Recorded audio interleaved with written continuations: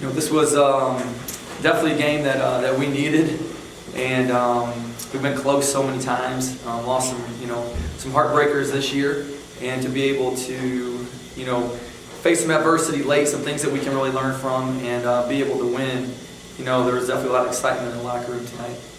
You had a pretty good view of Jerry's basket there. It looked like it was a loose ball. Is it nearly a turnover? Or kind of we're thankful. That was a blessing. Ball ended up right in his hands, and credit Jerry for bending down and being a big man and being able to grab with two hands and go right up and what a huge basket for us at that time of the game. I imagine he's not in there at the end to score. What was he in there for? Just defense, rebounding? He done a great job. His 3 blocks were huge. He rebounded 7 rebounds. Had done a really good job, and so our team had a pretty good rhythm with him in the game. And that was kind of the lineup that kind of got us to that point. And I wanted to give them a chance to ride it out. Saban has been scoring more lately, and certainly big points tonight. How important, I guess, is his offense to the success of this team right now? He gives us something different than a lot of our other guys. He gives us that burst of speed that he can get by his man and get to the rim. So there were some times that they played really good defense. The shot clock was getting down, and he had the ability to hit a gap and get fouled or to be able to finish. And if he can continue to do that, again, that'll help our shooters be able to get open shots, hopefully. What's it like when a guy, 12 straight points like that, it was 31-31, he scored the next 12 points. Does it help everybody to see a guy get on a roll like that? He's been working every day. He comes in nearly every day and works on his game, on his three-point shooting, on his finishing.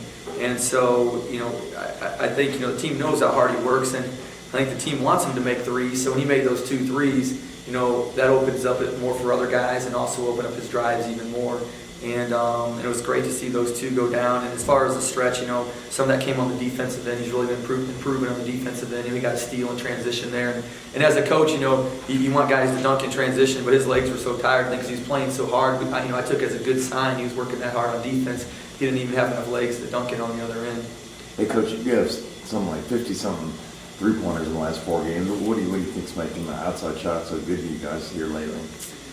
I think some is, guys are getting more used to playing, with each other. We've, tried to, cut the rotation a little bit more, so guys feel a little bit more comfortable. And then, lots is we've been getting a lot of reps shooting the ball, and it's shooting is a lot of confidence, and once you see it go in a few times, it builds that your confidence gets even greater. And I think that's been a product of that. We shot the ball well, and it's just kind of continued, which is nice. I think Matt maybe had the flu coming in. You just talk about his condition and what you got from him. He didn't practice yesterday. He's at the doctor's this morning to shoot around, and so we talked before the game, and he wanted to play, and told him we'll try you, but just give us the best that you can, and he went right in and hit 3 straight threes, and it's pretty easy to play him after that. But I thought one of his biggest plays of the game was the steal he got in the second half. Alabama was getting a lot of momentum, and he got a huge steal for us. It seemed like in the second half when you guys weren't making any threes after Riley had a step back three to really change the momentum and kind of energy in the building along with the team. How important is making threes for you guys offensively, especially when you're struggling like that you were in the second half? There's no question. You go back to last year and this year, when we do make threes, it usually makes you feel better on defense also. Helps open up the lane more for drives. And so, obviously, shooting threes is a big part of what we do. We know that teams will come in and prep against it, and that's where we have to have the ability, to get to the rim. And, I was happy with, again, Saban, Max got there a few times, Jeff got there a few times, which is what we need so that teams don't just defend the three-point line. Points off turnovers, it was a key against Houston Baptist, and it was a key against tonight in this game. How has the team improved in that area since the beginning? What was that? I'm sorry? Oh, sorry. Points off turnovers. Turnovers. Against Houston Baptist, it was a key against tonight. How has the team improved on that? We made a conscious, effort in practice. We try to get the ball up quick, especially with our shooters, and try to get looks in transition. It's nothing different than what most teams in the country are trying to do. And, I think Saban's speed and Riley does a great job advancing the ball through the pass. We're trying to get, obviously, some shots in transition. Different starting lineup. Different starting lineup with Max and Cleavon. I guess part of that was Matt being sick, but what else was happening there? You know, we thought, you know, Max has done well, you know, for minutes, and in practice, he's defended really well. You know, we knew that Petty, you know, was one of the most explosive scorers in our conference, so, you know, we were, you know, wanting to put Max on him a little bit, and, you know, Max started out the game really well and just deserved more minutes after that. You know, not only did defend well, but he also, you know, scored well in that first half. And then, you know, Cleavon, we thought he played really well at Florida and wanted to give him an opportunity to get a few more minutes.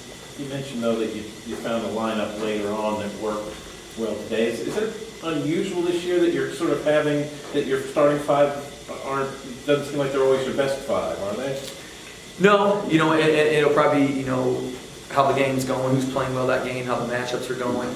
And, you know, obviously as a coach, you know, it'd be nice if you had a set five you knew you're going to go to all the time. But, you know, on the other end, you know, you also want to give the team the best chance to win. And so, you know, right now, game to game, you know, certain guys are stepping up and playing better. And those are the guys that we want to reward, you know, at the end. Is that a discussion between the coaches when you get to a certain media timeout or whatever? What five are you seeing that are working, or how do y'all monitor that in game? You know, we do, or it's, you know, just a feel thing.